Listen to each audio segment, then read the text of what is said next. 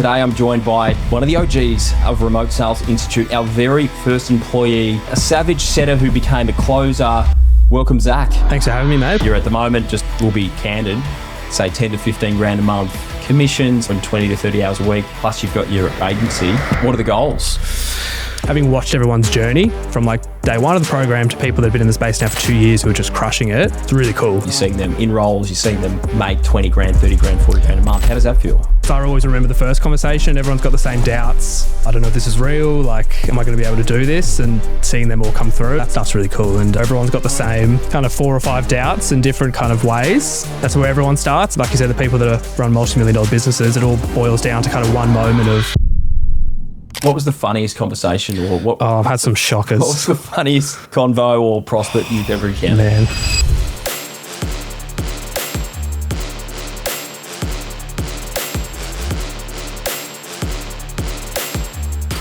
Hey everybody, welcome to the Remote Sales Podcast. I'm Kris Cochrane, and today I'm joined by one of the OGs of Remote Sales Institute, our very first employee, an absolute gun, a savage setter who became a closer. Welcome, Zac. Thanks for having me, mate. Appreciate finally getting the invite. Good to be here. For the viewers, this is the first time we've actually met. I know, I was hanging in the car. It's been a year and a half and finally got up to the Gold Coast. So no, keen to be here. Welcome, mate. Welcome. How's it been so far? It's good, mate. Good weather. Picked up in a Tesla is always a nice touch. Yeah. And mate, it's good to be here for sure.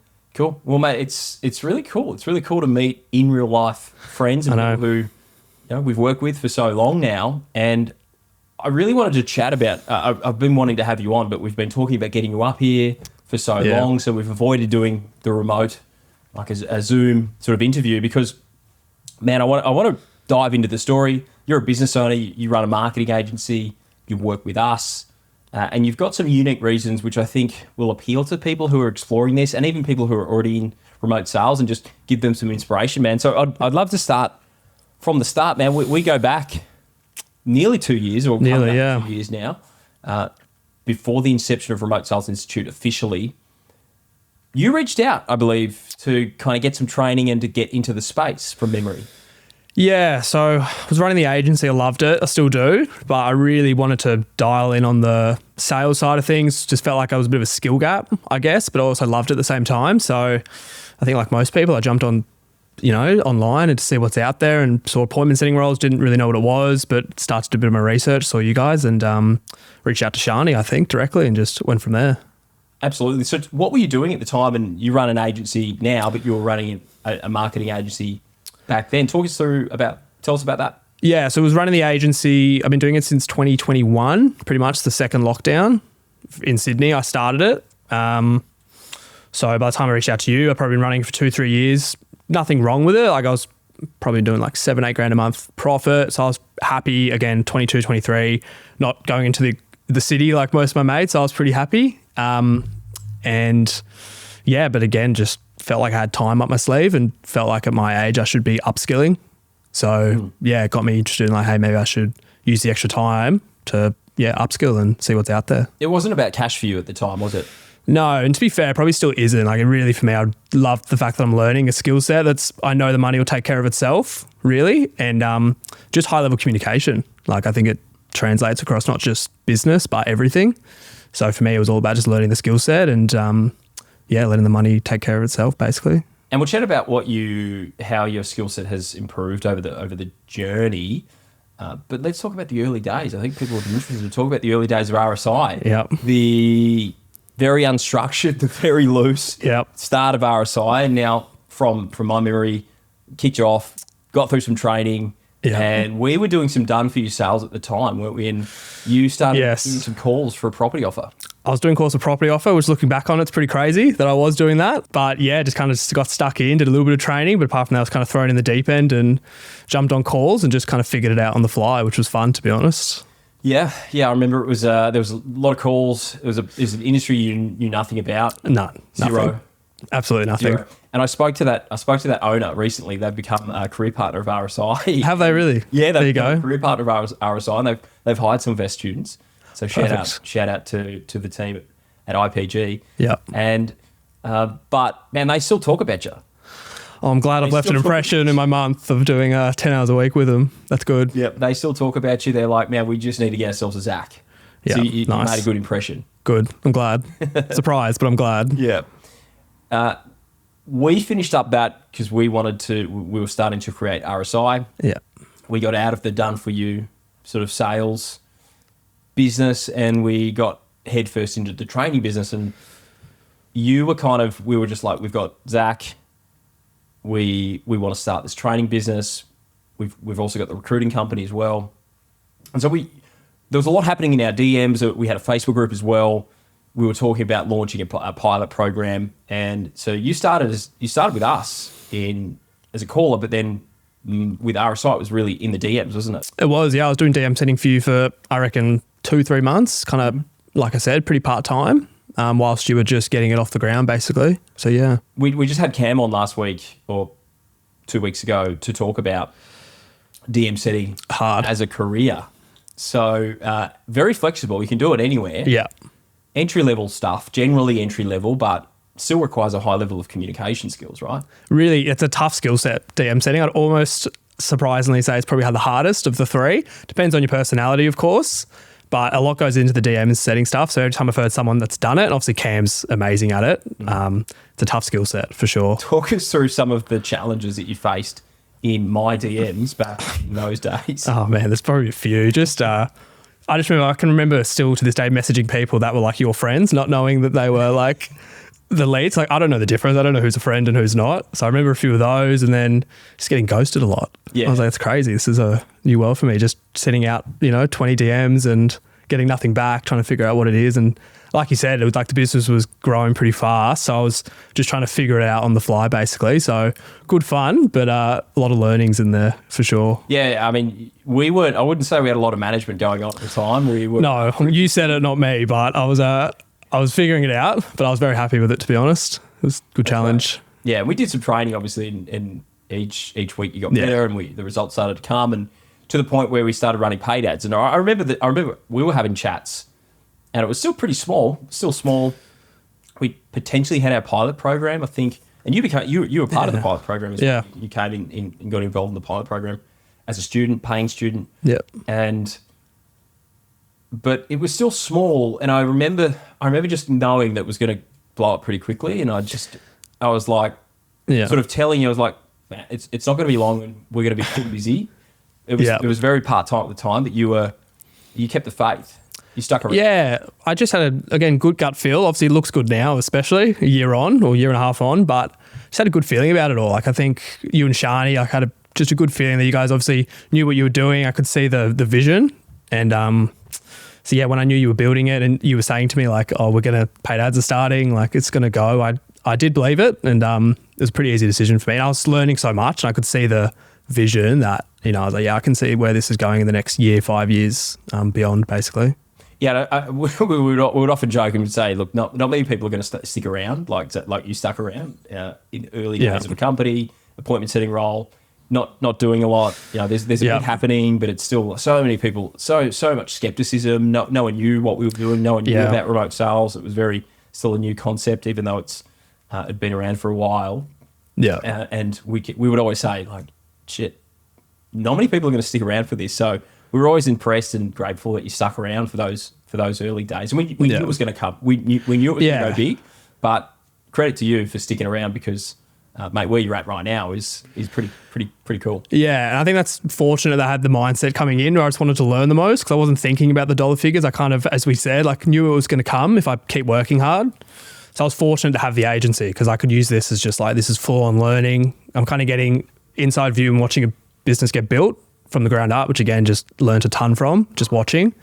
So I was very fortunate that I had the agency, wasn't too worried about money. I could just focus on learnings and I believed it. I had a good gut feel about you and Shani and the vision. So it was a pretty easy choice in the end.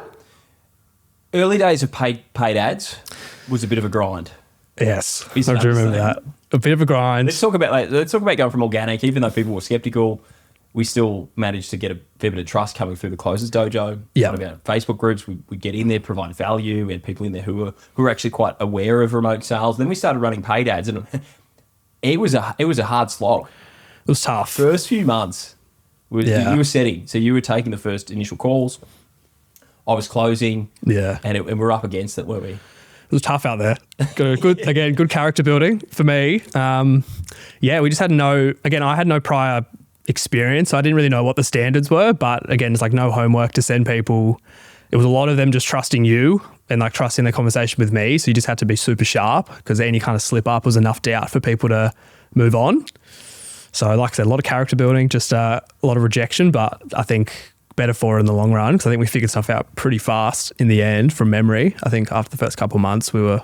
Yeah, we started to get our rhythm. Yeah. And as any business who starts running paid advertising, if you've just started your business and you don't have a lot of track record, you don't have a lot out there in terms of YouTube channels, podcasts like we've got now, there's no content, there's nothing to educate buyers on the solution, which in our case is remote sales as a career. Yeah.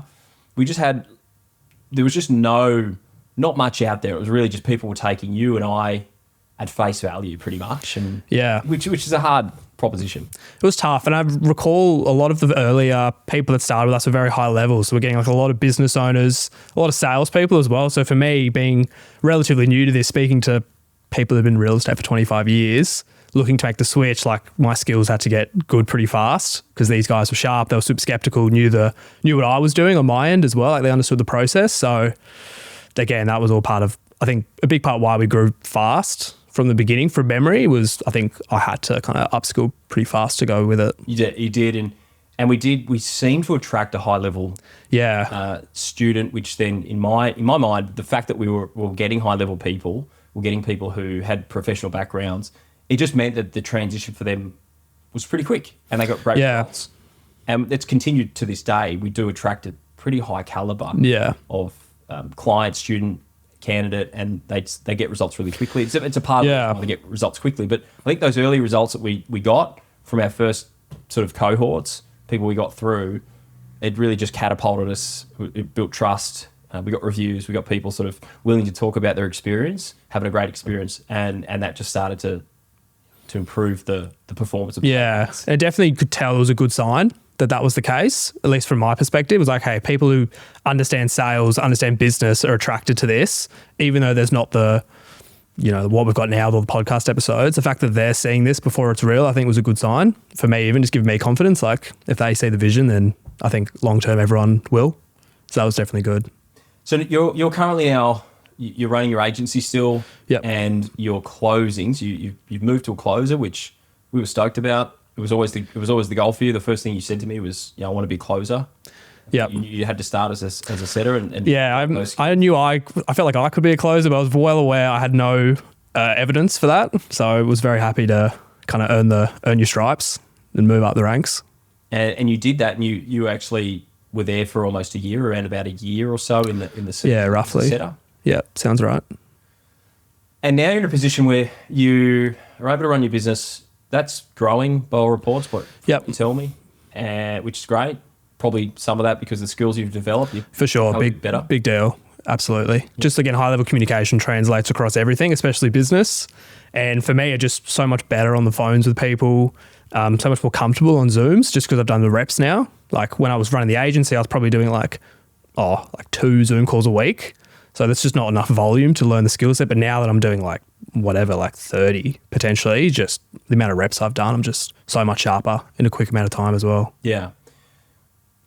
So you're kind of living what a lot of people want to. You're doing what a lot of people desire to do, which is run a business, have a bit of a business, but then earn some extra cash on the side with remote sales. Now, you're probably working with us 20 to 30 hours a week. Yeah, I'd say about 20, 30 hours. Yeah, 20, 30 hours. And then on the side, you've got your business. So you're able to grow that. You're 25 years old. So, you're not married. You don't have kids. You can invest a bit of time into the side hustles and absolutely sort of build your business and build your income. Yeah, no, very fortunate in that regard. Don't have any responsibilities really outside of myself. So plenty of time just to rip into both RSI and the business, which is cool. Let's talk about the career of appointment setter because I'd love to talk about that and the closing switch that you've made recently. A lot of people who listen, they're either appointment setters at the moment, they're aspiring to be an appointment setter, they're considering getting into remote sales. We're like, what the hell's an appointment setter? So for people who are listening, talk us through that role and what you loved about it, the challenges over the past 12 months. Yeah, it's definitely it's a tough role, but you learn a ton. And I always suggest to people, if you want to get into remote ticket sales and your goal is to make as much money as possible in the long term, you should start as an appointment setter, because even me, I can now tell the difference between people who are closers who have appointment setted and who's haven't, because I think there is a skill set there. So what do you think the difference is? What have you seen? It's a lot of pipeline management stuff. I think when you're a setter, you're dealing with potentially 400 or 500 leads that kind of you're in charge of. So just getting really good at keeping, having multiple conversations, keeping track of everyone, understanding where people are at in their journey in the sales cycle. Yep. I think it's a big deal. So a skill that I developed over the year. And then I think closers that don't have that, they're very much focused on the one call close. Buy or die. Man. Yeah, it's buy or die, but it's just not how everyone makes buying decisions. So I think for me, noticing, and we've had sharp closers on the team when I was a setter, even me watching how they did it. So stuff like that, you realize pipeline management's such a big deal. I think that's the biggest skill you learn as an appointment setter. Got it. And other than the learnings, what else would you say was your favorite thing about setting? Again, it's the boring answer, but for me, the skill development was such a big deal. And I think when you're an appointment setter, you just get so much volume. So you get so much opportunity to try stuff, get stuff wrong, get stuff right, figure out what works, figure out your own style. Because I would communicate differently than you would as anyone. So you just got to kind of figure out what your style is. And when you get the chance to do basically as many dials as you want in a day, you just figure it out faster. So I think for me, that was a big deal. What was the funniest conversation, or what? I've had some shockers. What was the funniest convo or prospect you've ever encountered? Man, I remember the early days, just getting people that were so aggressive on the phone, having no idea what to do. That's why I always found that stuff funny, because it's just I don't know what you want me to do in this scenario. I don't care, buy or don't buy. So I remember a lot of the aggressive ones. We had some weird sets initially. I don't know if you remember a few of them, but early on in the ads, because don't quite know what the target audience is. So I remember putting through some sets for you going, hey, I'm trying my best. Who was it? Give me, jog my memory. Oh, there was a guy, I can't remember the name, but he was like he was 40-year-old, really hippie. Yeah. I don't want to, obviously not going to say his name. Super hippie guy, had 3 husbands. Guy, do you remember him? That guy. I just remember that guy. But he was ticked all the. He was going to get it. The plan was to get one of the husbands to pay for it. That's right. That's the dude. And I remember sending you a Slack, just being like, "Look, he ticks the boxes, is what you told me, but I'm not sure." And there was some crazy stuff that was coming out of his mouth. Definitely didn't love women in general. No, that's right. Yeah, very anti-woman. There was not a fit there culturally, as well as a few other things, but no, you got to put them through sometimes. Sometimes you just got to do it. Boxes. I gave you the heads up. I did my job. Yeah. So that was a bad one. It's an hour of my life I'd love to get back. I'm sorry, but that's 20 minutes of my life I wish I could have gotten back as well. But you definitely meet some characters at the cold face as an appointment setter. Yeah, because you're the first line of defense. So you just get the full range of people, conversations. So we had someone this week, one of the boys messaged me to say this person was irate, absolutely irate, screaming down the phone because apparently he wanted us to give him the training and then he get the role and then pay for it out of our commission. Oh yeah, get a lot of that. He was talking about going to fair trading, all of these different agencies because we're misleading. Apparently we're misleading. Yep, sounds about right. He was filthy that he jumped on the phone and there's actually a program. It's not, hey, you get free training and then get a lot of those. So there's some crazies out there. There's some crazies, but there's some also. And I have to say, for people who are considering this, are probably sitting here going, "Wow!" This is the one end of the spectrum. This is like the 1% of people that you speak to. The majority of people you speak to are. Most of it's awesome conversations. It's people that genuinely want to help out their family, change their lives, income-wise, but work and travel. So we've all got very similar goals, which is something that I've learned. Like everyone pretty much wants the same thing, which remote sales can give, like the freedom, the flexibility, the financial freedom as well. So yeah, everyone, again, 80, 90% of the people I speak to, just regular Aussies who want to make a change, look after the family, and that stuff's really cool because you get to see, I'm lucky because I've been here since day one, having watched everyone's journey from like day one of the program to people that have been in the space now for 2 years who are just crushing it, it's really cool. So that's the stuff that some of the people you've set and you're seeing them succeed, you're seeing them in roles, you're seeing them make 20 grand, 30 grand, 40 grand a month. How does that feel? It feels cool. Feels cool being, because I always remember the first conversation, everyone's got the same doubts, you know, like, oh, I don't know if this is real. Like, am I going to be able to do this? And seeing them all come through, it's nice for me just to be able to, in a sense, prove them wrong, because I was on the phone with them like, hey, you know, you've got this, like you can do this. So that stuff's really cool. And yeah, even like some of the earlier students that are now been on the podcast and they're just like, you know, off living these amazing lives, that stuff's definitely really cool. And it's so funny remembering the doubts and remembering the conversations you originally had. Yeah. Some of the decision-making processes that people went through. I had that myself before this, and other offers that I used to sell where you'd be chatting to someone and they'd take 6 weeks to make a decision, and there'd be all the doubts in the world, and now they're running multi-million-dollar companies and you know, got big personal brands and life's really good. But rewind back to that point, and there was a lot of fear there. So I think with anyone, there's fear before you make the decision, but it's so cool to see where people progress to, especially now that you've been with us for a few years. It is. It's super interesting how everyone's got the same kind of 4 or 5 doubts in different kind of ways. That's where everyone starts. Like you said, the people that run multi-million-dollar businesses, it all boils down to kind of one moment of backing yourself and taking the leap. And I think that's kind of what stops 90% of people achieving what they want. It's just kind of that first step. But it's very cool when you see people make the first step, achieve what they want. It gives me a lot of confidence when I'm chatting with people and they're in that same spot, being like, hey, like I've seen this now. There's so many people have changed their lives. So yeah, it is very cool. That's the other thing that's changed since you started is now we've got the track record, and now we've a lot easier. That's for sure. Yeah, hundreds and hundreds of people come through and win. Yeah. So much more conviction, so much more belief. Yeah. It's a much easier conversation to have, I'm sure. Let's talk about moving into the closer. Recently, you know, how many months ago? When did you progress to closer? When did you start taking closing calls? Was it like 3, 4, 5 months ago? It was funny. The way it started was there was like a mix up with our calendars. I don't know if you remember this, but after like one of our master classes, calendar availability got completely messed up. And literally no one else was around. So it was kind of had to be me. So that's how I got started. And I think I was able to I took 2 or 3 calls and got one of them across the line. So that's how it started. And then from that moment on, just kind of took one a week basically. And that was probably about 4 months ago now, I reckon. Yep. 4 or 5 months. Ramping up, you're sort of testing and training on a small volume of calls. Yeah, exactly. So just really ramped up slowly, which was probably the right way to do it. Like I think if you got thrown into the spot where you're doing 20, 30 calls a week, you'd just be way too much, I reckon. So I was very happy that I got to be able to like gradually grow into it, which was super helpful. How was it the first call, thinking back? Oh, I was terrified. Like if I'm being honest, just because like you just don't know how, it's such a different conversation. Because I had so much muscle memory of doing these like 20-minute appointment setting calls, going into like much more detail, 45 minutes to an hour. They're much more intimate as well. So that was a bit of a shift for me. So I was nervous, but I kind of just knew like, hey, I'll figure it out. You know, I know the offer really well. I'll just keep learning. And that was always my mindset. So I can remember the first couple, probably not my sharpest calls. Glad hopefully never have to look at them or anything. But after that, I was fine. We'll keep them there just for future reference. Yeah, maybe. Exactly. What not to do. Yeah. Yeah.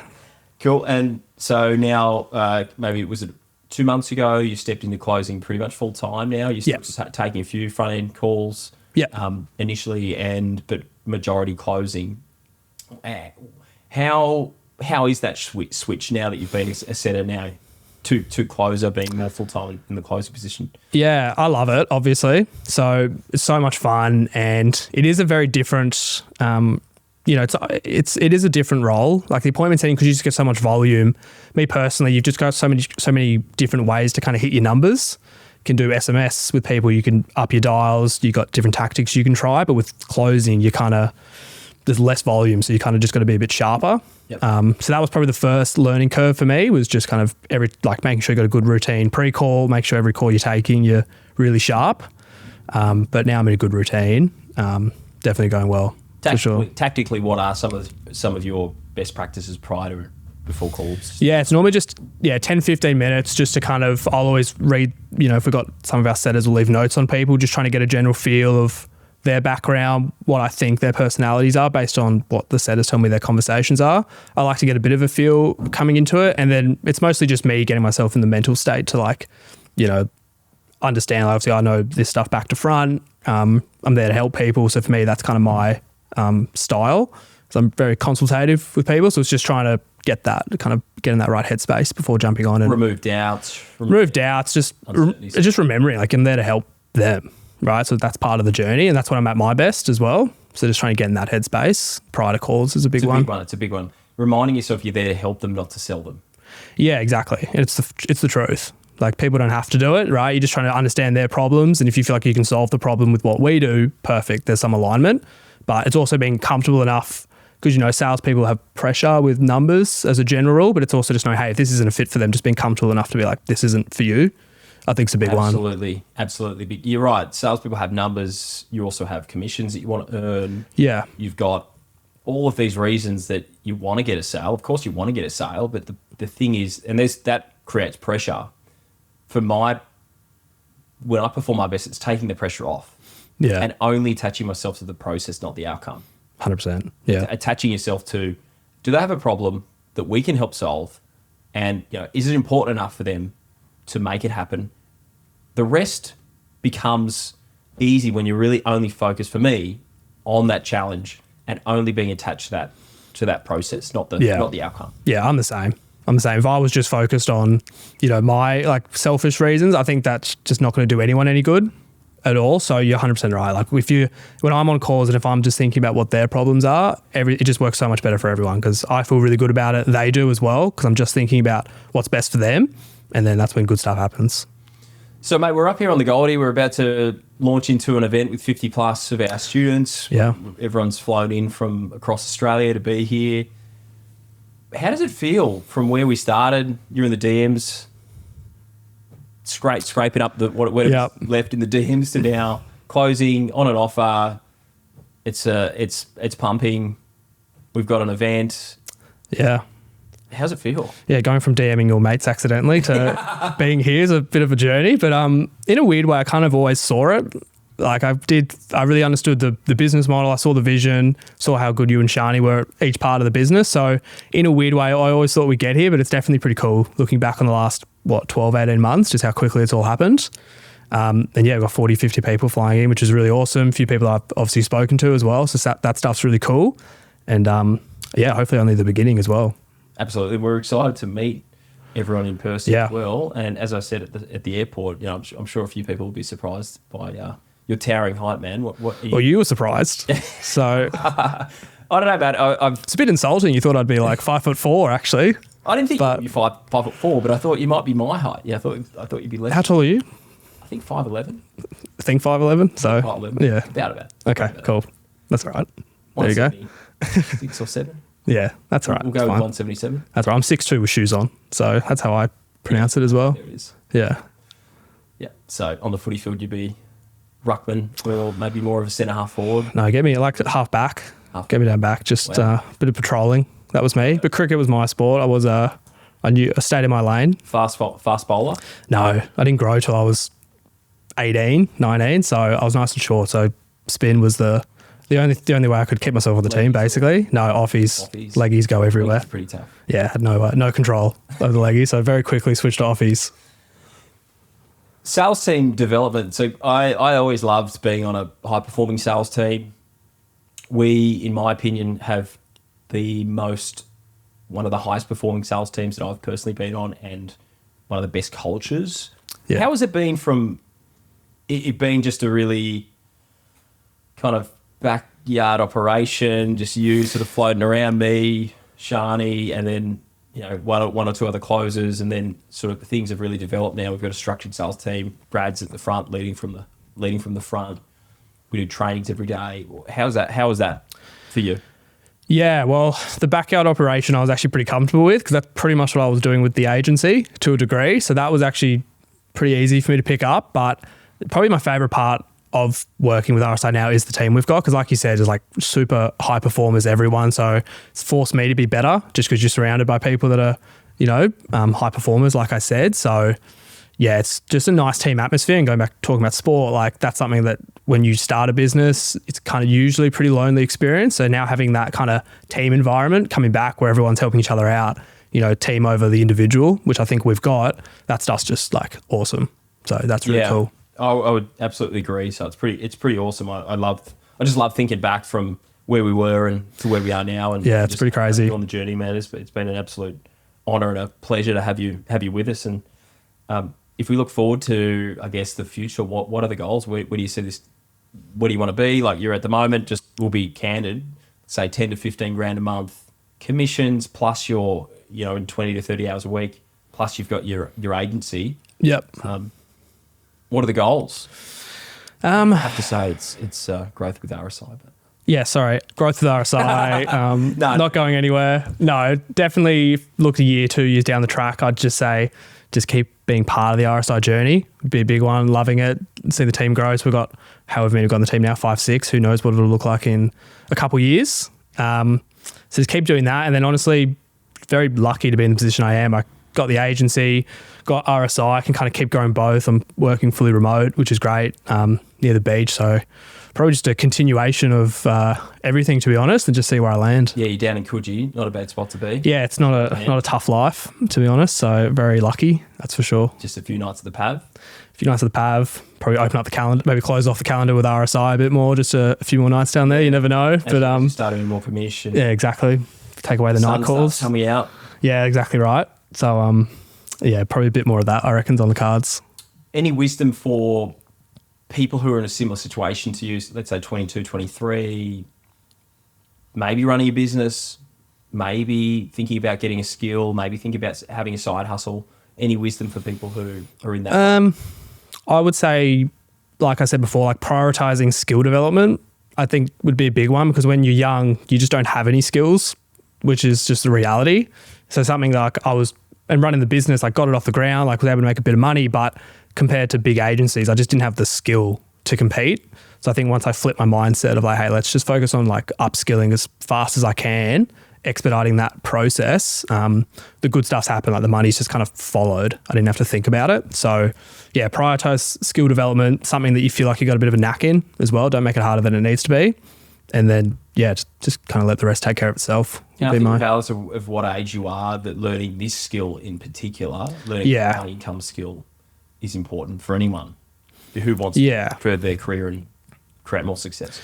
Yeah, well, like sales is, if you're working in sales, the sales skill set's important. That one's pretty obvious, but any sort of business, I would say 50% of a business is sales, whether you like it or not. So it's just a must, I think, for anyone that wants to start a business. Even working fully remote, you got to have sales skills. That's how, the world kind of works in a sense. So yeah, it's just a must, I think, for anyone. Great. Awesome, man. It's been a pleasure having you here in the hot seat. Good to be here. Thank you for having me. Won't be the last time. Guys, if you have loved the episode, loved the content, and just loved the chat with Zac, don't forget to subscribe. Hit that button below. We release a new podcast every week, and we also have more content coming out. That's been the Remote Sales Podcast. We'll see you next week.